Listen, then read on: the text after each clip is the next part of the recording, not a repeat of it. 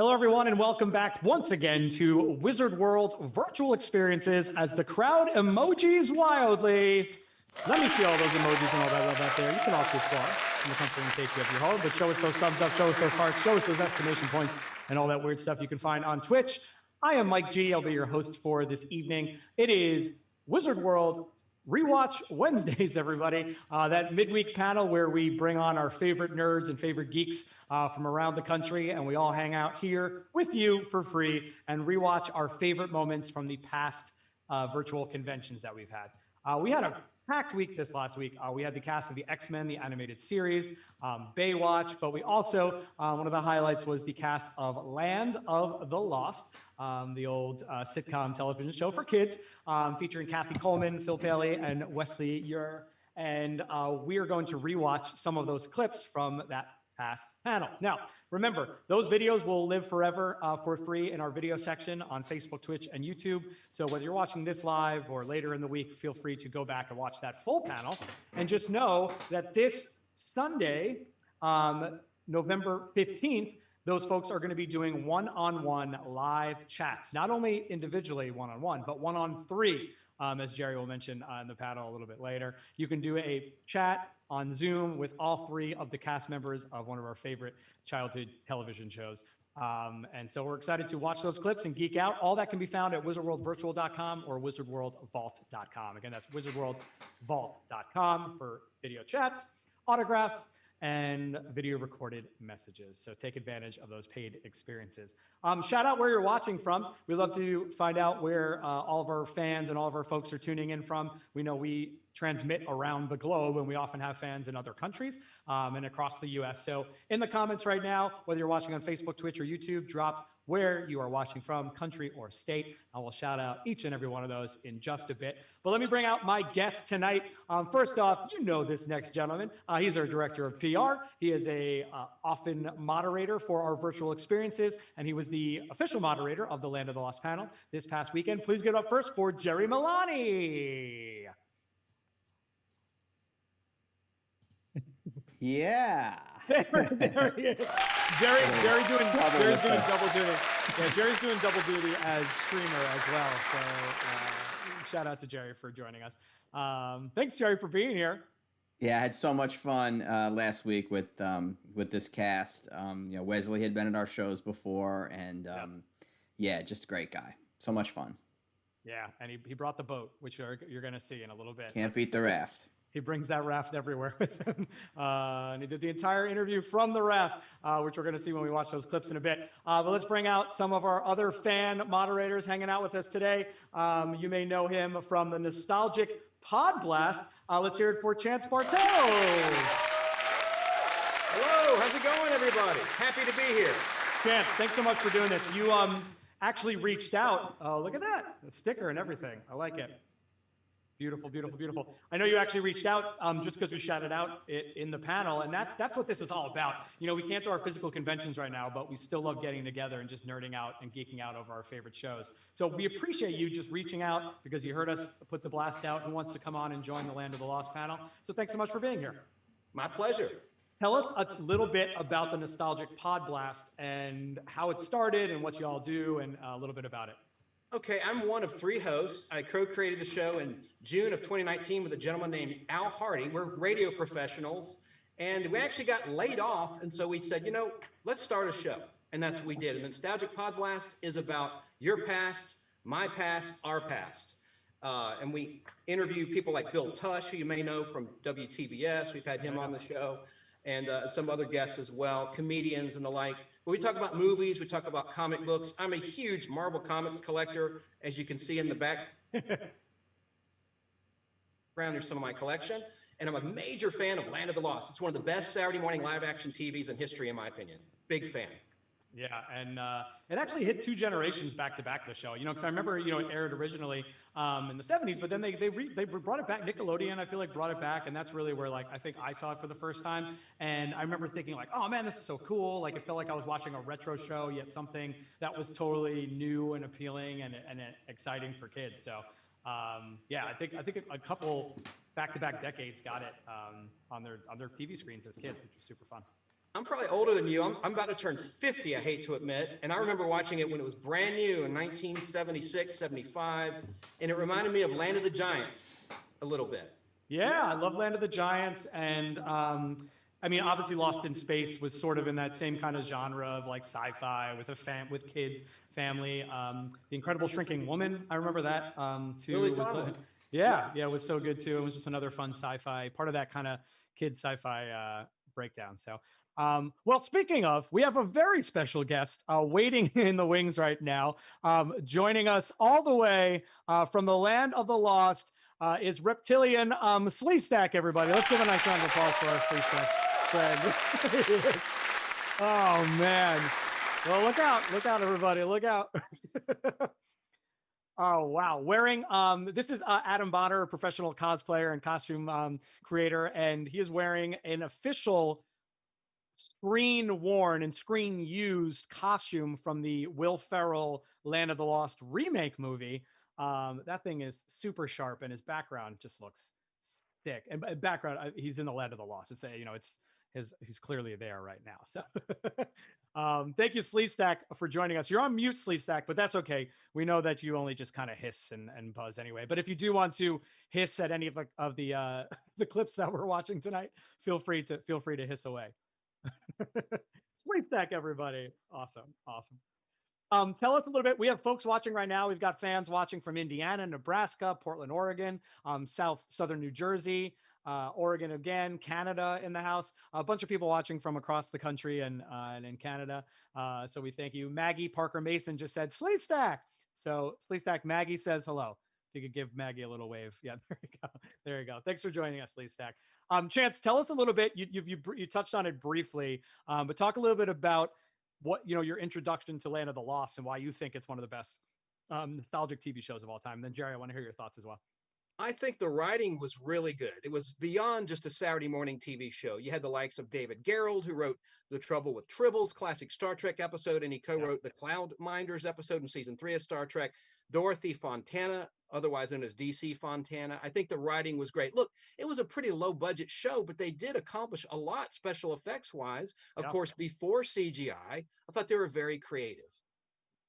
And I liked the cast. I liked Wesley, and of course, I'd seen him a lot on television growing up on all sorts of things. Like he was also a soap opera actor, as I'm sure some know, but Land of the Lost is just one of my favorite live action shows of all time. It's, if not the most remembered Sid and Marty Krofft show, it's got to be. And the Will Ferrell movie they did, and I just loved it. That and Electra Woman and Dinah Girl. So hats off to Sid and Marty Krofft for creating Land of the Lost.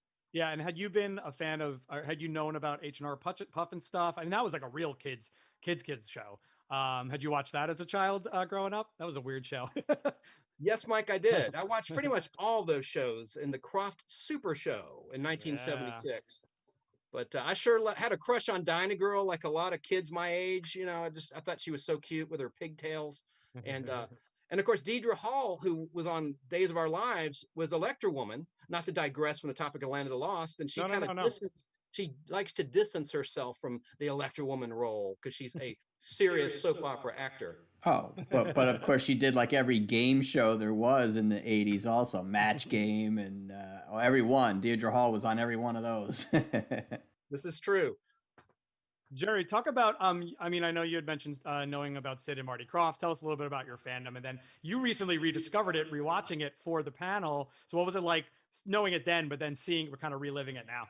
Yeah, I mean, it's one that, I mean, I'm 51. So my, that was on when I was very young, but I know I watched it, and my mom confirmed this when I talked to her, and she watched the panel and such then. And, it's one of those things. It's it's in the recesses of your mind. You remember what it was, but then it's not a show that after the 70s, after it ran again in the late 70s, which might have been the time that I saw it. I know it kind of ran and then it reran right away. And it was hard to find for a long time unless you seek it out. It wasn't Brady Bunch. It wasn't Gilligan's Island. It wasn't something that was on every time you turned on the television. So there was no real way to see it for years and years and years. And it's one of those things that you go back, and it had to have been 40 years plus since I had seen it when I went back to look at it for for this, and it's one of those things. It's you start to get that warm feeling, like that nostalgia feel, like hearing a song. If you listen to Sirius Radio and they do the Casey Kasem, and he plays his top 40, and it's like song number 26, and you don't remember, you forget that was but then you go, oh, and then you haven't heard it in 40 years, and this was like that for me. Watching this was bringing back, playing with my sisters a couple years younger than me, and those memories came back, which was great.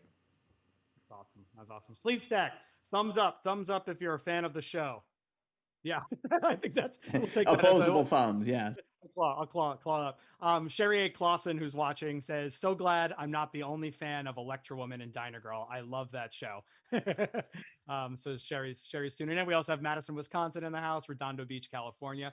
Well, let's kick it off. This is a rewatch panel, so we want to rewatch some of our favorite moments. And Jerry kicked things right off. It's, at the end of the day, it was a sci-fi show, but it was a sci-fi show for kids, which was why I think it was so memorable at the time. Was, Sid and Marty Krofft made it for kids, but they showed honor to like the sci-fi element of it, and they cast these awesome kids on the show, these awesome actors. So here are the three actors talking a little bit about how fun it was to be a kid on the show. Take a look.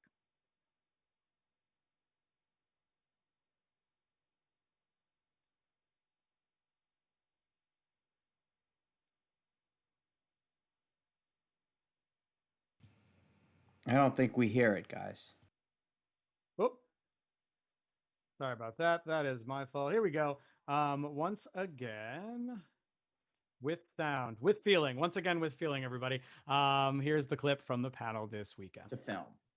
It was a blast. I mean, we had the best gig in town. We had two sound stages. One was a lagoon and the front of our cave and this huge jungle. Then we had another sound stage. There was the interior and the giant chroma key blue, which is now green screen, but where we got to run from the dinosaurs. And plus the cast, to this day, I always say that the Crofts didn't just cast my TV family, but they cast my real family, because we are all just like brothers and sisters to this day. Mm-hmm. It was like a real jungle gym, literally. Phil and I used to run around like crazy, getting all kinds of trouble together. It was exciting. And, for kids, it was the optimum show to work on, without a doubt. Yeah, being kids, when we were on the show, there was so much to, look around and wonder about, because, you had the set, you had, all the people working, from the, set designer guys and the grips, and, everyone was doing something. And so there was lots to check out as a kid. It's a lot of fun. Yeah, I mean, the sets were awesome, right? I mean, you got the cave, but then you were out in different parts of the forest and different parts. And, how much fun was that, just like being all over the place and having those different kind of visuals that were part of this? Well, it was great. And, we filmed 2 episodes a week, which was unheard of. It took 2.5 days to film an episode. In fact, I talked to Sid Croft recently, and I reminded him of that fact. He goes, "You did it that quickly?" And I go, "Yes, Sid, you cheap budget, you." And he just laughed and said, "Yeah, you're right." But it was amazing. We had all the guest stars that came on, all the monsters, and the Slee Stack especially, which were just terrifying. And they came on, I think, in the second or third episode, and the ratings went through the roof. And Marty Krofft told me that Land of the Lost became NBC's #1 show, not just Saturday morning, but #1 show when the Slee Stack came on. Yeah, I mean, and you guys I was thinking the other day, like every morning that we would walk into the set, they had like rearranged everything in the evening. And so when we'd walk in the morning, everything was laid out for the day of like where we were going to be and what we were going to be doing. And I remember those mornings being really excited. Like I could see that, oh, wow, we're going to be in there. We're going to be getting in the water. We're going to be doing something else in the net that hung over the pit and stuff. And those were exciting times, really. Slee Stack, did you hear that, Slee Stack? It was because of you that the show became #1 in the ratings. That first episode, yeah. Oh man, so cool to hear it. Chance, what was some of your favorite sets? Because you actually spoke to this a second ago. You said, that it was a low budget, but they made what they did with what they had, and they made it feel really realistic. Was there a favorite set that you liked particularly on the show? Got to be the Slee Stack's home. Yeah. Gotta be. Anything with the Slee Stacks just blew my mind as a young child watching the show. I mean, it was a soap opera for kids. It was the best. Jerry, any and your rewatch, anything that sticks out to you as being particularly memorable, or we'll turn it on its head. And not, this is not trying to poke fun at the show. It obviously was just of a different time where there are things that you're like, okay, that didn't hold up as well as maybe they thought. Well, back in the day. it's 1974 to 1976, so we're looking back at it, looking at like even E.T. a few years later was light years ahead in terms of production value. But again, I think like what Chance said, it's not the production value, and especially when you're that age, that hooks you to this show. It's the stories, it's the people, it's the set. Even though when they're going down the raft, you look at it now and it looks silly. It's just to convey the idea that they've gone over the side and they're in a new world. And this definitely, look at Sleestack right there. Look at the world he's in. Look at the artwork behind me that someone did. That's when you're 8 and 6 and 5 years old, and that's a very different world. You are transported into this world when you watch the show, which is what, it doesn't matter whether the effects are great. You're really transported there. I love, as a kid, just remembering I started to like get nerdy into special effects because of this show, because I think I accepted it for what it was as when I was escaping. But then the more and more I watched it, I was like, man, how did they like do the stop motion on the dinosaurs? And then how did they overlay that with the actors? And Sleestack, I want to pull back the curtain a little bit here, Sleestack, if we can, because you heard Wesley mention it. They used a blue screen of chroma blue, and then we switched to green. But Sleestack, if you want to peel back your your curtain there and show everybody your effects that you have going on today, that'd be super awesome to see, because Adam and his team has chosen not to go with the new kind of green that everybody uses, but to go, oh, look at that, he's disappeared completely. Look, oh man, yeah, he's using the old chroma blue. Look at that beautiful blue in the back there. So cool. Awesome. Thanks, Lee Stack. So, I mean, here we are again. Yeah. 2020, still using the same practical effects that, really they used on the show back in the day for the dinosaurs and things, which is fun. Any other shows stick out to you? Chance, you do a whole podcast on this. Are there any other shows of the time that we talked a little bit about a couple of them that really stick out to you as being another like sort of forerunner of the special effects and all that thing?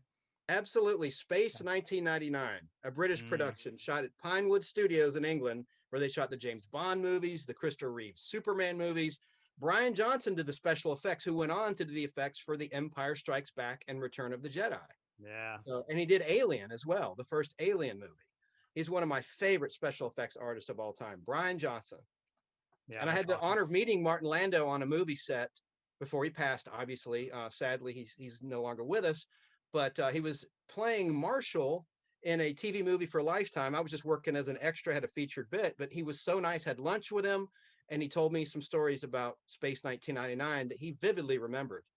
And anyway, Space 1999, to answer your question. Yeah, that's awesome. I have never, Jerry, have you seen that show before? Or? No, the one I think of that's in this kind of weird realm, and maybe the budgets for the special effects were Greatest American Hero, had him kind of flying through the air and landing and kind of silly, and then that's a show that I think maybe doesn't hold up as well for me, even though it had Robert Culp, who's tremendous, and Connie Selica was great. But this show, you can go back, and I think again you're looking at it from a kid's standpoint when you're watching this as kids, and that was really, in a lot of ways, it was a kid's show also. But this, I think, is one that does hold up a little better, at least if you kind of suspend the need for it to be the latest in technology. Just listen to the stories, listen to what's happening, and there's a real story that continues on. It's very consistent, and I think that's a tribute to Sid and Marty Krofft, who, we said it on the broadcast before on the panel last week, didn't have things that lasted 3 years very often. They were one and done a lot, and this, to its credit, was able to go 3 years because of a lot of those factors. Yeah. Jerry, this was our Jurassic Park, was it not? Land of the Lost was it. Yeah, I think you could say that. I mean, that's the offshoot, and we did bring that up on the panel also, that this was a show that, because of its success, led to other productions being viable. And I had thought of it in terms of that show, in terms of that movie and that franchise, and immediately Wesley and I think Philip said, well, Star Wars also. And I think he's right. I think that gave the confidence to producers, to Spielberg, to everybody, that could be something that works, because this worked. Yeah, and they even mentioned a very specific Wookiee. They think that the Wookiee was heavily influenced by a particular breed of creature on Land of the Lost. We won't say that George Lucas stole it outright, but yeah, so one of the Sleestack's mortal enemies. And it's funny. So we talked to Philip, and it is about the attention to detail, like you said, in the writing. And they didn't just they could have gotten away with him grunting and groaning, but they came up with a full language. You know what I mean? A full language for these characters. And this is a cool story. It's Philip talking a little bit about the language that was created for the show. So take a look. If you look, some of the scripts are truly amazing, talking about paradigms. And for Saturday morning, that was really heavy stuff. Want to remind everyone, you can go to wizardworldvirtual.com a week from today. So if you're watching it live, it's next Saturday. If you're watching it on replay, it's Saturday the 14th. Live video chats, and it's both. You can do individual live video chats with any of these three, or all three together, which we rarely do at Wizard World. You can do a 1-on-3, maybe 1-on-4 with Sleestack joining Wesley. Has his own Sleestack in the back. But the live video chats are available. You can get those at wizardworldvirtual.com. Autographs, recorded videos also available. Those are a lot of fun from these three stars. So reliving a little bit of our childhood here at Wizard World Virtual Experiences, and Land of the Lost is certainly a big part of it for a lot of people. Rita Belanca says, love your enthusiasm. This show was such a part of my childhood. We're getting so many comments from people about that. I wore my Sleestack shirt and I didn't Let me even see show your it. Sleestack shirt. I love it. I got my Chaka shirt. Philip got your Chaka shirt, and Philip, you have your Chaka shirt on, Phil? Yeah. Show it. Let me see. I can't see your Chaka shirt. I see it. Oh, I'm sorry. I couldn't see It it. looks like her head's There on it it. is. I decided the Sleestack never get a voice. And I thought the guest star, I figured the three of us, we needed to have a guest star show. How'd you get Bill Lane Beer to come back? I don't get it. How are you? This is Slatchar talking Sleestack. Say, is there something you would like to say? Oh. Our Sleestack should understand that, right? I mean, that's all you can say. You're Sleestack. You shush everybody. And I agree, the Cross should have paid you more money. That's just ridiculous. But he insisted on coming on and saying hi to everybody. They paid him scale. So the Sleestacks spoke in that language, and at least at the beginning, Philip, you were speaking in the Pakuni language. Did you create those words, or did they kind of in the script say you have to say this for water, or did you just kind of come up with those words? And no, the language was created for the show by a UCLA linguist, and she created the Pakuni language using, I think, probably derived from 3 different languages, and there was an actual dictionary that words meant certain things. So I had to memorize a different language that no one had ever really used before, and it wasn't just ad-libbing. I had to actually use words that actually meant something so that we could use them again and they could mean the same thing. So like water was probably used a lot of times, was one of the words that they O2, first learned. I think, or Osa. Might have been the first word they learned how to say to communicate. And then at some point you were speaking English. Ota's fire. Ota's fire. Ota, yeba, ota. Yeah. You were the only one though. Your brother's there. They never really learned English. You were the only one.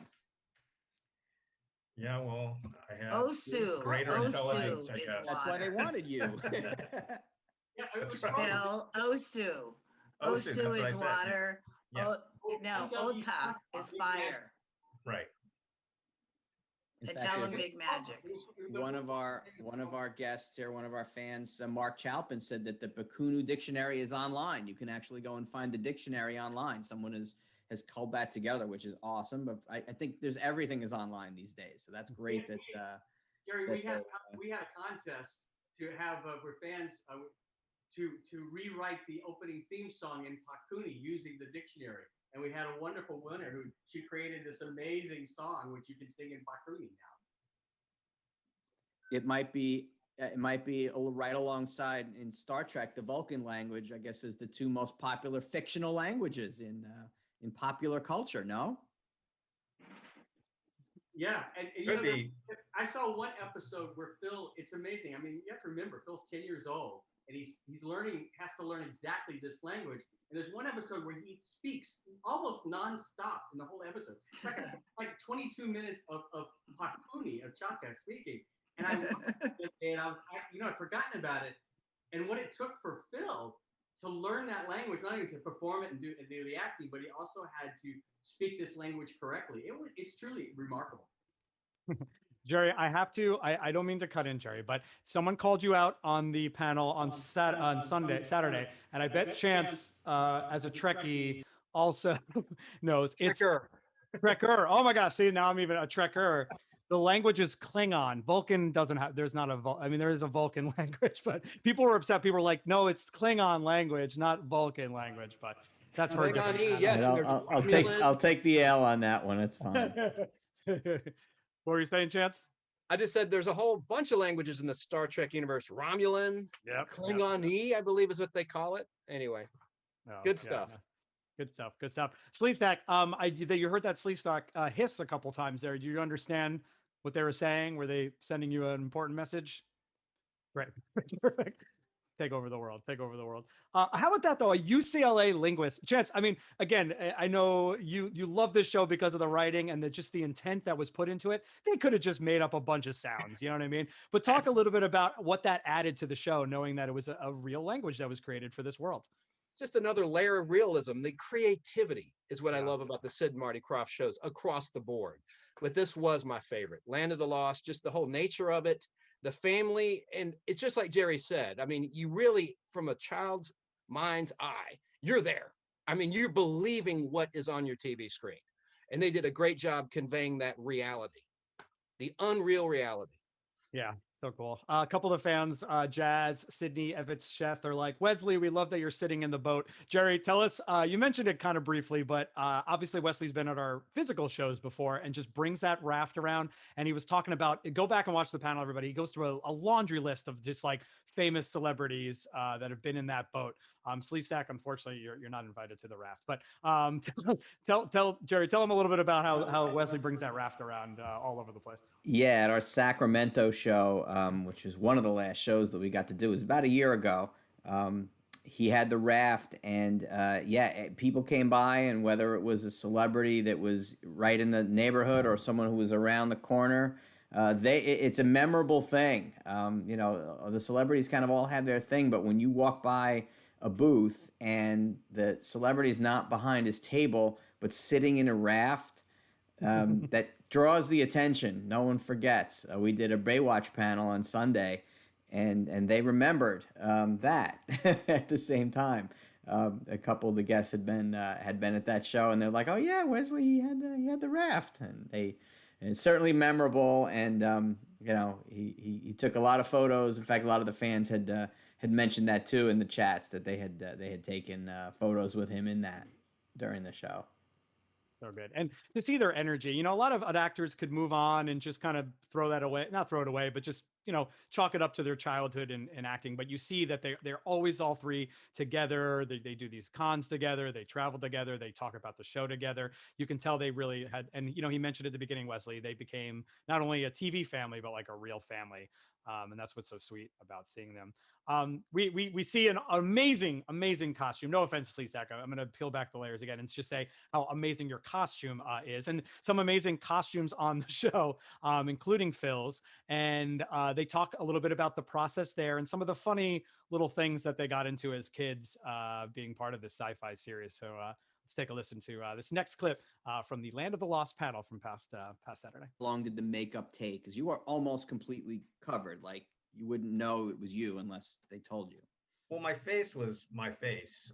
I had a prosthetic headpiece that had like a forehead, and the makeup, Academy Award winning makeup artist Mike Westmore Yeah. created the character, and so I had prosthetic teeth, um, and they would glue hair to my chin line, and but the rest was just like layers of makeup on my face, and it took in the beginning took about a couple hours, but then as the seasons went by they got a little quicker at it, so it would take about an hour.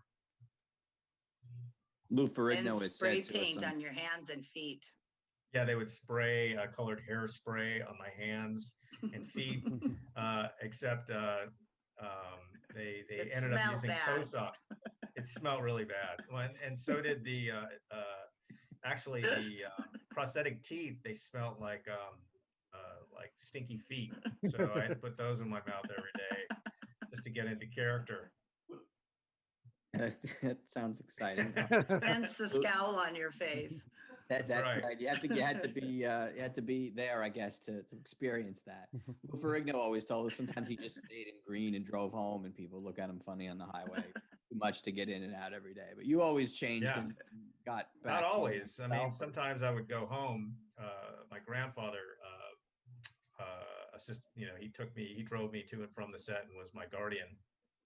And so sometimes, he wanted to just get home, and like I didn't have time to shower, so I would just jump in with, makeup on and do it at home. But sometimes we'd also be able to clean up on the set. There was a shower. So. And Yeah. Phil and I used to go to McDonald's in the daytime in full costume, pretty much. We just disconnect our mics, and like he'd take off his headpiece, but he had the hair on his face and the spray paint on his fingers. Yeah. And I'd have wires coming out of the back of my shirt from my mic. Have a grumpy burger, please. I had a plain fillet of fish and a large fry and milk. That was my thing. Very specific. And hold the fleas. That's right. Chance, yet another Trekker convention there with Michael Westmore, obviously known for his makeup work on Next Generation and Voyager and Enterprise, from Next Generation on. I didn't know that until this panel this weekend. Had you known that he was the actual designer of these characters for the show? I didn't know that. That's something new I learned thanks to Wizard World. Yeah, that's pretty cool. And I actually, Chaka wasn't one of my favorite characters growing up, but now I appreciate him more. Now that I've seen the man behind the character, who was a boy at the time, I appreciate his artistry as an actor and what he brought to the role. Yeah, totally. It looks like Sleestack is getting jealous. Every time we start talking on Chaka and it goes away from Sleestack, Sleestack's looking hungry. Sleestack can just raise his hands like that. You're not sure what he's saying because there could be any gesture with the hands up like that. Yeah. He was doing a great shower. I got the shower. I got your mime shower, Sleestack. You got some waterfalls in the land of the lost, right? I believe. Got some fans tuning in. Sydney says, "Thank you, Sleestack, for being here." Cindy Heyer says, "Hey," so thank you for being here. Cindy, there's Cindy, and then Cindy worked with Wesley and them at the conventions. Loves working with them at the conventions. Just says how awesome they are in person, which is cool. Yeah, Chance, you're gonna say something? Well, how great is Wesley? He's all decked out. He is in the moment. He's got his own Sleestack. I mean, I was so impressed with him and his energy. And I need to go to Wizard World when you get up and running again and see him with the raft. I'm coming. I got to see that with the crowd or virtually online. That'll do until we get back. But I just thought that was such a cool story when he told that story. He's so awesome. And he was so excited. I mean, Jerry, you could talk about it. I mean, how excited was Wesley before the panel, just setting himself up, making sure that everything was in frame? He was. And I think part of it is that these three were all successful in other endeavors after this. These were child actors, but they didn't go on to do a lot of adult roles. But that's okay because they were successful in other areas. But they're still able to come back to this part of their life and celebrate it. And we say this a lot, but not all actors and actresses will celebrate things early in their career, and sometimes it's because they've gone on and done other roles and they don't want to be remembered for a certain thing, or they felt like they were typecast for a while, and it's certainly the kind of show that that could happen. But these are people who embrace this fully. I brought up Lou Ferrigno in that. Lou Ferrigno embraces being the Hulk fully. Adam West, after a while, embraced being Batman fully. It took a little longer for Adam West to do that, but once he did, man, he was the greatest. He was the greatest. Cindy brought up Dragon Tales as well. So obviously Wesley went on to make Dragon Tales. So, he was so influenced as a child, and the effect that this show had on children when he was a child, that he stayed in the industry, stayed in the child entertainment industry. And Dragon Tales is a huge, huge hit with kids of that generation too. So cool that he stayed involved in that same entertainment business. And what better way to wrap this whole panel up tonight, but then also from the other day. We've come into this thing before where people are like, say this famous line or do this famous thing. And it's like, oh, I don't know. It's like kind of awkward to ask the actor, or, oh, let's all try to sing happy birthday to someone. And we know in Zoom, it's impossible to sync up. But these three were ready. They had clearly practiced beforehand. And the theme song is as iconic as the Raft, as iconic as the Sleeve Stacks, as iconic as Grumpy, the T-Rex, you know what I mean? And we all have it that run through their head. And so they sang it at the end. Sleeve Stack, if we could get some background dancing for this, that would be amazing. But here they are. Here's the cast of Land of the Lost singing the theme song to Land of the Lost. So it's so awesome. Check it out. Here we go. We haven't sung the theme song to Land of the Lost. I know there's a delay on everybody's. I think we should still try it, guys. I mean, I think we should try it. I'm going to let you do it, though. Okay, we'll do it slowly. Should we do it in chunks? Well, How about if we do it in chunks? Do it in chunks. I'll start. You go. You do it, Phil. Is that good? Okay. Sure. Marshall, Will, and Holly On a routine expedition. Met the greatest earthquake ever known. high on the rapids, just struck their tiny raft. And plunge them down 1,000 feet below.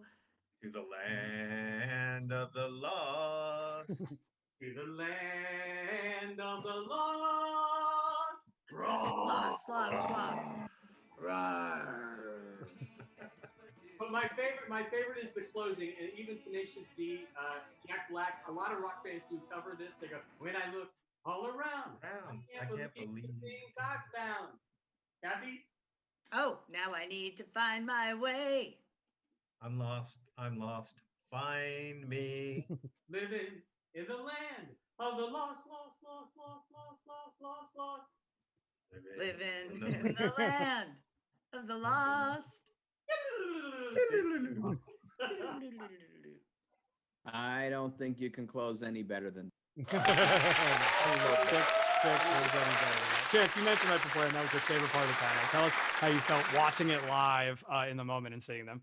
I thought they did a fantastic job. You could see the joy in Kathy's face. It was just a remarkable moment, thanks to Wizard World. I thought it was really cool. Well, and thanks to you for hanging out. We're about out of time tonight. Shout out to all the fans that were watching. Again, all the states we shouted out before. Thanks for tuning in. Thanks for hanging out on this Wizard World rewatch party. Don't forget, whether you're watching this live or watching it a little bit later this weekend, on sale until Saturday night are those one-on-one chats, but also the one-on-3 chat. And I'm sure that Wesley will bring the raft. So you can get at least a virtual photo op or a chance to hang out with all of them for that group chat this weekend, Saturday and Sunday. So take advantage of those. You can go to wizardworldvirtual.com to check out the full schedule. Go to Wizard World Vault and click on the cast of Land of Lost, and it'll take you directly to that sales page. Hey, this was so fun. I love nerding out with all of you. Let's give it up for Adam Bonner, everybody, who joined us tonight as the Sleeve Stack. So awesome to have you here, Adam.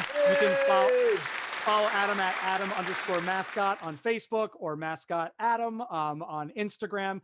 Check out all of his amazing cosplays. He's been at our shows in the past before. We can't wait to have him back again at one of his other creations. So Sleestack, thank you so much for being here, Adam Bonner. And it's an amazing team. He's got like 2 or 3 other folks there helping him out with everything. They took an hour to set this up for this panel tonight. So we really appreciate it. And it's the ultimate con type of setup. So we love it. Chance, tell everybody where, once again, where they can find out and find more of the Nostalgic PodBlast. We are live every Sunday, 3:30 p.m. Eastern Time in our Facebook group, The Nostalgic PodBlast, and we're on all the iTunes, Apple, SoundCloud, and we're also on YouTube as well. So Nostalgic PodBlast, and the first 20 people that like our Facebook page will get a free sticker of our logo. Whoa, you heard it here. And we just dropped your link in the chat there. So look for a Nostalgic PodBlast anywhere that you find podcasts, essentially. And Chance, thanks so much again. Again, this was a super fun meeting. You just reached out. You were watching the panel. You were a fan. You reached out. You're here tonight. And that's what con life, the convention life and Comic-Con life is all about. So we appreciate you hanging out. Thank you for the opportunity. I've attended many Wizard World conventions. Nobody does it like Wizard World, and Jerry is an excellent MC, as are you. Oh, thanks, man. Thanks. Look at Appreciate that. We should get him to do an official voiceover for us to promote us. We Jerry. should. We'll talk. Yeah, that was excellent. Stay in touch, Chance. Stay in touch, Adam. Jerry, say goodbye to everybody. Your final wishes, well wishes. Yeah, thanks everyone. Appreciate you being with us. Don't forget Thursday we've got Last Fan Standing, which is coming up tomorrow, which is great. On Friday I'm going to be hosting a panel with a director, writer, and star from an independent film called Nothing from Something named Chris Perillo, which I think you'll enjoy. And then all weekend Power Rangers villains, Pirates of the Caribbean. We got a lot of stuff going on, so stay with us here at Wizard World Virtual. Awesome. On behalf of everyone here, have a great night.